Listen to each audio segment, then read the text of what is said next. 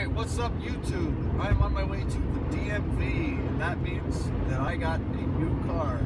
Currently still driving the Jetta. It's my daily driver still. But I got a new, fun project. I got a 1974 Super Beetle. And I know that's not everybody's favorite car, but I'm really excited about it.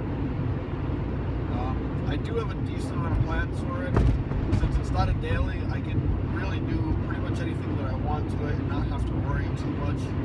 I'm just gonna have to save up some money before it because I just spent it all on. I just spent a lot of money on the car itself. The only things that are wrong with it is it's gonna need new floors eventually, like every Beetle.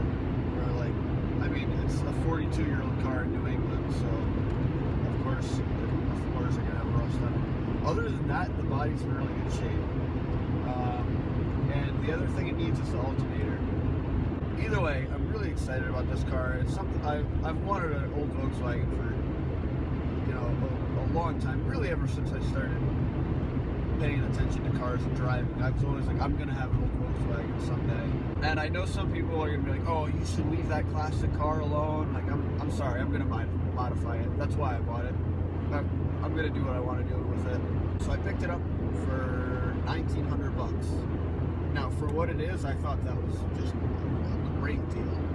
There are gonna be people that are like, oh, with $1,900, you could have gotten this and this and this. You're right, I could have, but that's not what I wanted. I really wanted an old Volkswagen, and I got one, and I couldn't be more happy. Anyway, that's gonna be pretty much it.